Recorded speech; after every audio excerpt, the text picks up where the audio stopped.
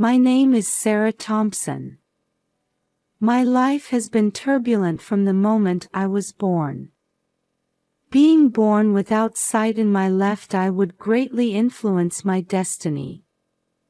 My childhood memories are fragmented and hazy.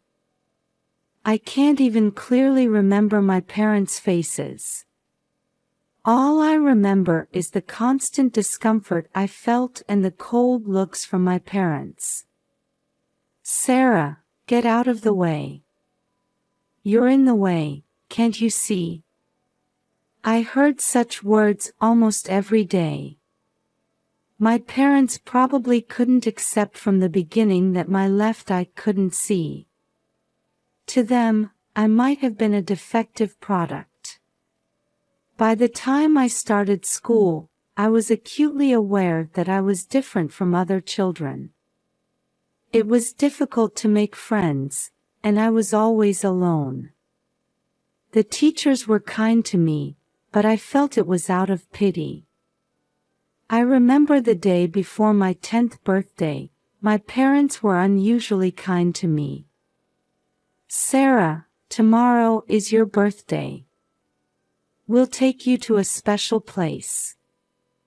I felt a small hope at my mother's words. Maybe this would deepen our family bond. That's what I thought. The next day, we drove for a long time. I desperately observed the changing scenery outside the window with just my right eye. The lush green cityscape gradually changed to a desolate desert landscape. We're here, Sarah, my father said. When we got out, the scorching sun enveloped us. Looking around, all I could see was sand and rocks stretching to the horizon. Wait here. We'll be right back, they said. With those words, my parents got into the car. I heard the engine start, and the car drove away. I continued to wait there as my parents had told me. 1 hour, 2 hours. Even as the sun began to set, my parents didn't return. How long did it take me to accept the reality? I had been abandoned by my parents. In the middle of the Arizona desert on my 10th birthday. I cried until my tears dried up. Then, I started walking to survive. Not knowing where I was heading, I just kept walking desperately. My throat was parched, my feet were buried in the sand, and my whole body ached from sunburn. Night fell, and the cold seeped into my bones. The starry sky was beautiful, but I had no leisure to enjoy its beauty. I laid my exhausted body on the cold sand. Someone, help me. I mumbled in a hoarse voice as I lost consciousness. When I opened my eyes, I was on a soft bed. An unfamiliar pattern on the ceiling. The smell of disinfectant tickling my nose. I quickly realized this was a hospital. "Oh, you're awake," said a kind voice. I turned to see a woman in a white coat standing there. "I'm Mary Wilson. I'm the wife of the pastor who found you." Mary gently held my hand. Tears involuntarily fell at her warmth. "It's okay, you're safe now." At Mary's words, I finally let out a sigh of relief. But the next moment, fear struck me. The police. My parents. My voice was trembling. Mary let out a deep sigh. "We've contacted the police. We reported it as soon as we found you. As for your parents, they haven't been found yet." At that moment, the door to the hospital room opened, and 2 police officers entered. "Hello, Sarah. How are you feeling? A kind-looking female officer spoke to me. I nodded slightly. We have some questions about your parents. Could you tell us what you remember, as much as you're comfortable with? The male officer said. With a trembling voice, I told the officers everything I could remember. Being taken to the desert, my parents leaving, being left alone. After I finished talking, the female officer gently placed her hand on my shoulder. You did well, Sarah. You're brave. Don't worry, we'll find your parents. After the officers left, Mary hugged me. It's okay, Sarah. We'll protect you from now on. A few days later, I was discharged from the hospital. My parents still hadn't been found. The police were continuing their investigation, but there seemed to be few leads. The Wilsons, in cooperation with Child Protective Services, decided to take me in temporarily. Sarah, this is your home from now on, Pastor John said. His voice was full of love. At first, I was confused by the unfamiliar environment. But the Wilsons' love was real. They never made an issue of my left eye not being able to see. Sarah, your eye is special. It's a gift from God, Mary would often say to encourage me. At school, with the Wilsons' support, I gradually made friends. The teachers were also careful to accommodate my disability while providing thorough instruction. Sarah, you have wonderful talent, my English teacher praised me. I was truly happy when I heard that. I loved reading and immersed myself in the world of literature. When I entered high school, I became passionate about student council activities. Using my own experiences, I launched support programs for students with disabilities. Sarah, your actions are inspiring many people, Pastor John proudly watched over my activities. As the time for college approached, the Wilsons fully supported my dreams. Sarah, your future is bright. Whatever path you choose, we'll support you. Mary's words filled me with deep gratitude. Looking back, 8 years had passed since that incident in the desert. My anger and sadness towards my parents had gradually faded.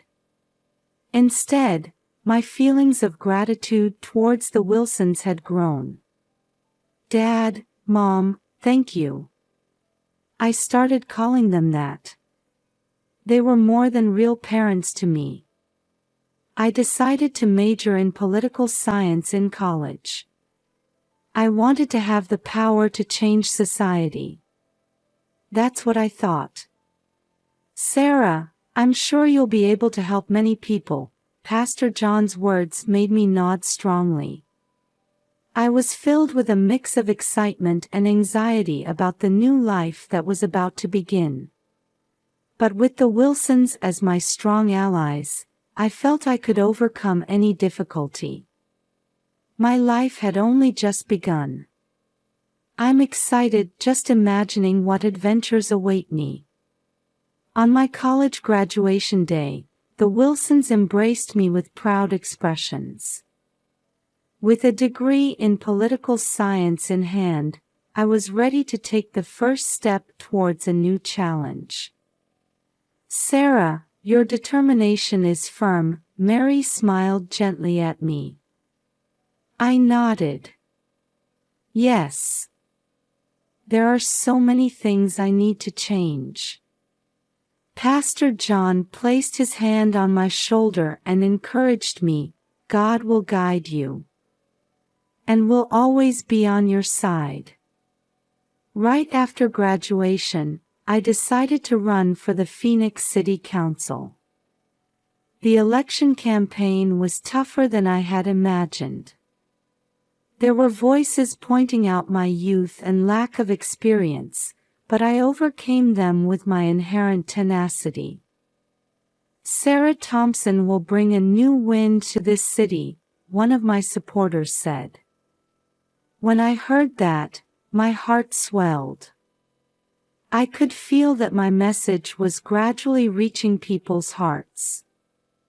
In the midst of the election battle, an incident occurred. The local disability support center was in danger of closing due to budget shortages. "If this continues, many people will lose the support they need," the center's staff pleaded. I took immediate action. I started a signature campaign and submitted a petition to the city council requesting a budget review.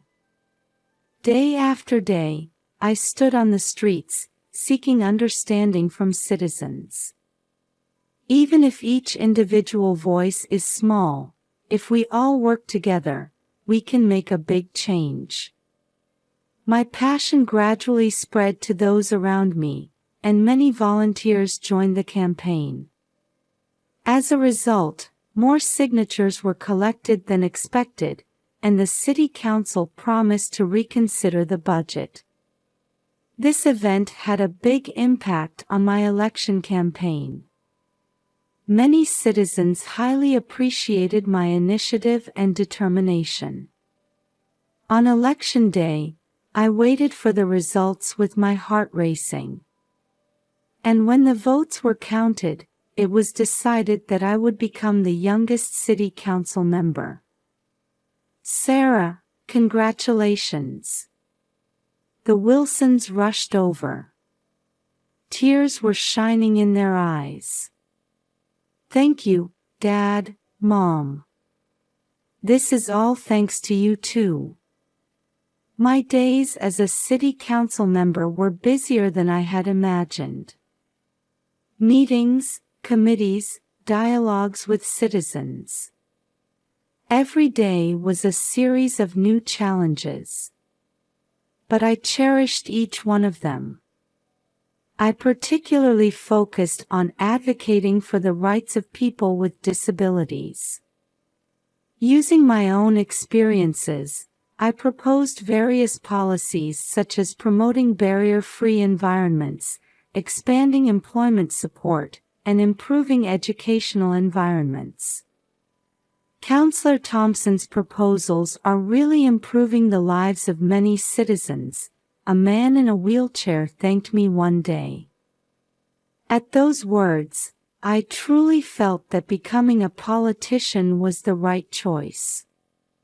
However, not everything went smoothly. There was criticism from the opposition, and sometimes even personal attacks. At such times, the Wilsons always supported me. "Sarah, you're doing the right thing. Never give up," Mary's words encouraged me countless times. By the time I was serving my second term as a city council member, my name was widely known throughout the state. And one day, I received an unexpected proposal. "Councillor Thompson, we'd like you to run for governor," a party executive approached me. I was surprised, but at the same time, I felt a great possibility. If I became governor, I might be able to change the lives of even more people in a positive direction. After deep consideration, I decided to run. An even bigger challenge was waiting for me. From the moment I decided to run for governor, my life changed dramatically. My experience as a city council member was valuable, but policy making with the entire state in mind was a completely new challenge. The election battle was fierce. My opponent was a veteran politician with abundant financial resources and a strong support base. They relentlessly attacked my youth and lack of experience. "It's too reckless to entrust state government to candidate Thompson." Such criticisms filled the media day after day. But I never gave up. It's true that I may lack experience. But that's precisely why I can approach state politics with a fresh perspective. In debates and street speeches, I continued to confidently advocate my beliefs. I presented concrete policies on a wide range of topics, from disability rights advocacy to education reform, environmental protection, and economic revitalization. "Sarah, your passion is moving people's hearts," Mary's words encouraged me. The Wilsons were still my strongest supporters. As the election campaign was entering its final stage, an unexpected situation occurred. The secret of my birth was leaked to some media outlets. Candidate Thompson was abandoned by her birth parents at the age of 10. Sensational headlines circulated throughout the state. I was shaken, but I decided to use this opportunity to honestly talk about my past. It's true that I was abandoned by my parents. But I was blessed with wonderful foster parents and have come this far supported by many people. This experience is the driving force behind my politics. Contrary to expectations, this confession resonated with many voters. My life story of overcoming hardships touched people's hearts. On voting day, I waited for the results with a prayerful feeling. And as the vote count progressed, a surprising fact became clear. I had won. Sarah Thompson decided as the next governor of Arizona. Seeing my face displayed on the TV screen, I couldn't help but shed tears. My long-held dream had finally come true. "Sarah, congratulations." Pastor John embraced me. Mary, with tears in her eyes, said, "We're so proud of you." Amidst the excitement of victory, preparations for the inauguration began. The content of the ceremony, the guest list, security measures. There were mountains of things to consider. And finally, the day of the inauguration arrived. A large crowd of citizens had gathered in the square in front of the Arizona State Capitol. I took deep breaths, trying to suppress my nervousness. "Are you ready, Governor?" an aide called out to me. I nodded and headed towards the podium. "Citizens of Arizona."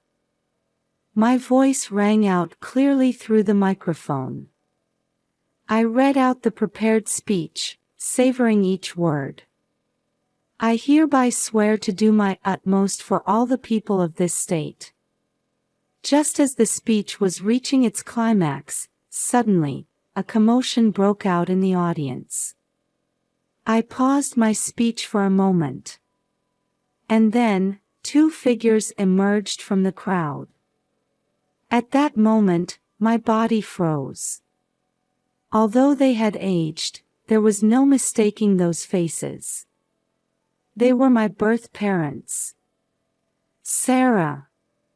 It's us." My mother's voice faintly reached me.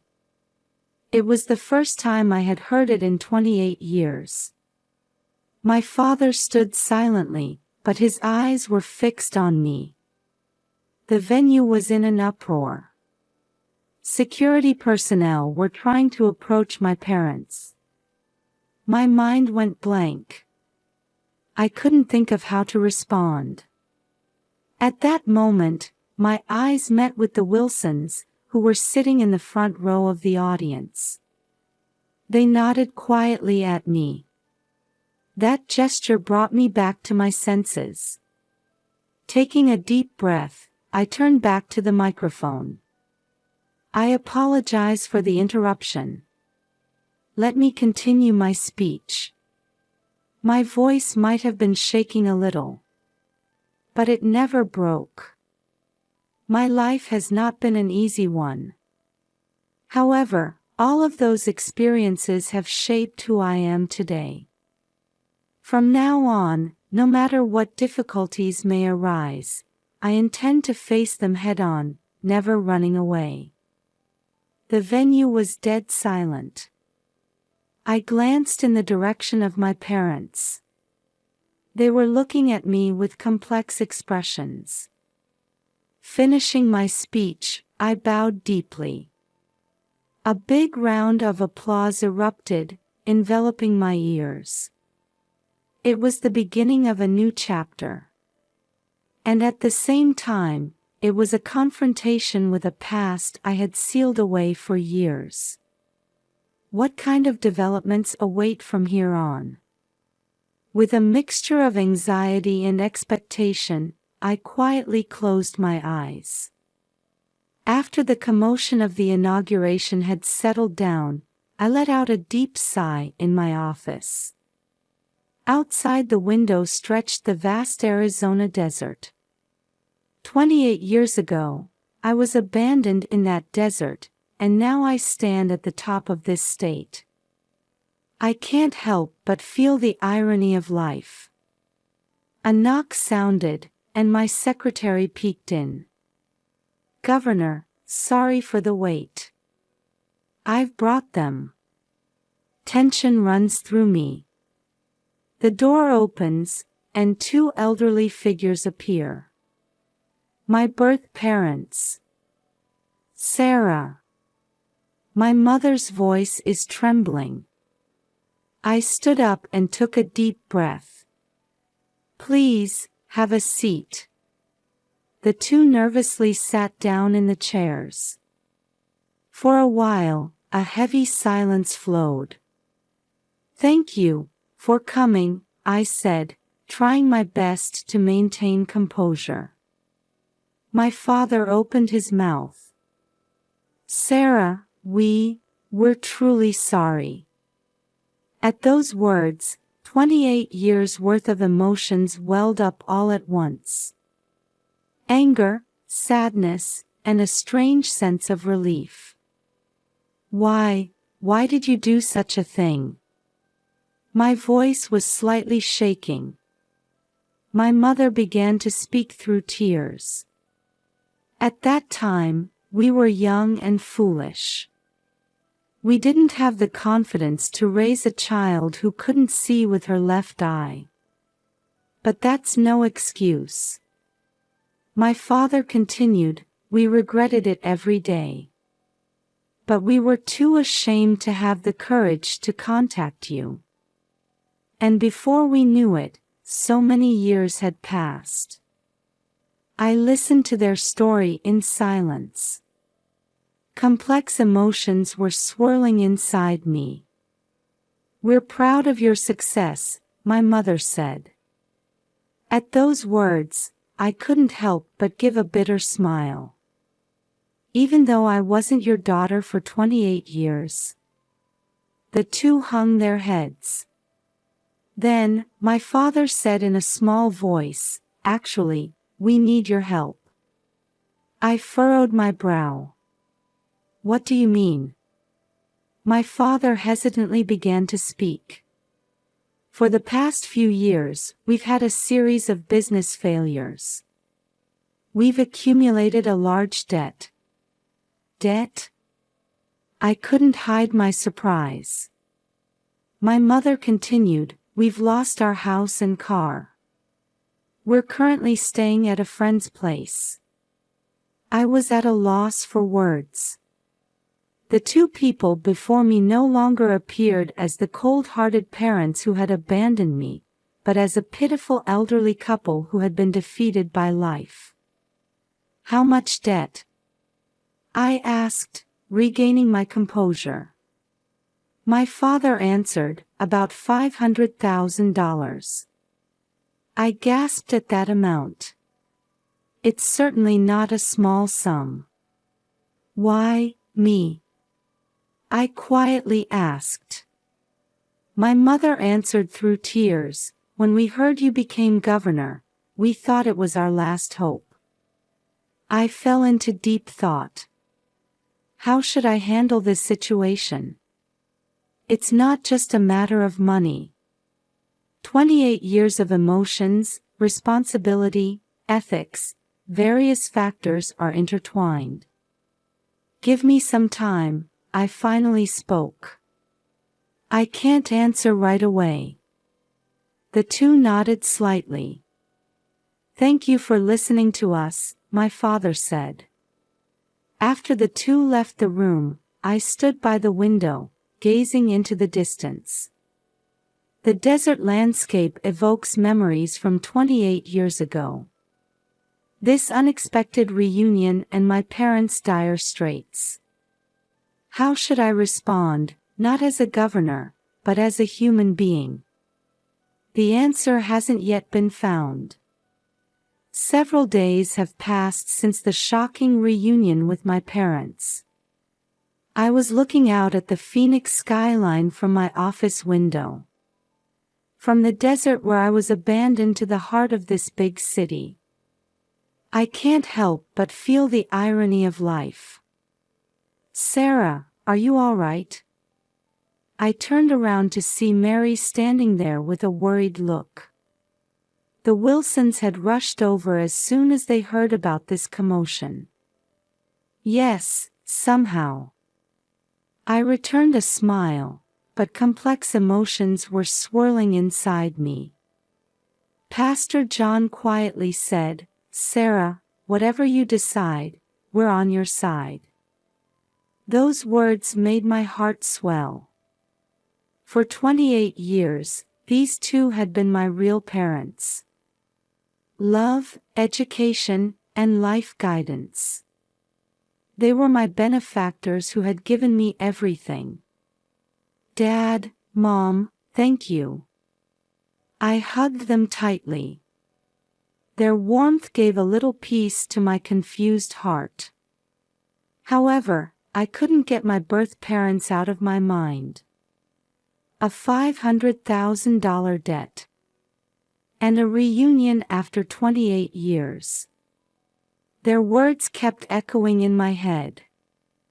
We thought it was our last hope. I let out a deep sigh. As a governor, I can't use public funds for a private family matter. But I can't just ignore it either. Moreover, can I forgive them? Deep down, anger and sadness are still swirling. But you weren't perfect parents from the start either, were you? Mary's words startled me. Indeed, even the Wilsons must have gone through a series of trial and error. Still, they never abandoned me and continued to love me. People can change, Sarah. Maybe your parents too. Mary's kind eyes touched my heart. A few days later, I called my birth parents to my office again. They appeared with anxious expressions. I have an answer regarding your request, I said. I took a deep breath and continued speaking. As a governor, I cannot use public funds for personal issues. I think you understand that. My parents nodded with grave expressions. However, I carefully chose my words as I spoke. As an individual, I've thought of a way to help you. Their eyes widened. There are conditions. First, I won't take on your entire debt. You need to make efforts to repay it yourselves. I will support that effort. My father opened his mouth. What do you? There's a state employment support program. You can participate even at your age. Find a job there and gradually repay the debt. I will take on part of the debt on the condition that you participate in the program and receive counseling. My parents seemed at a loss for words. And one more thing, I looked at them with a serious expression. This is the beginning of a new relationship. We can't change the past. But what we do from now on is up to our choice. Tears welled up in my mother's eyes. Sarah, thank you. We won't betray your trust, my father swore firmly. I nodded quietly. I don't know if this is the right decision yet. But people can change. I decided to believe that. As I watched my parents leave the room, I whispered in my heart. Dad, Mom. It was a word of gratitude to the Wilsons. They were the ones who gave me the courage to make this decision. Outside the window, the strong Arizona sunlight was illuminating the desert. As if heralding the beginning of a new chapter.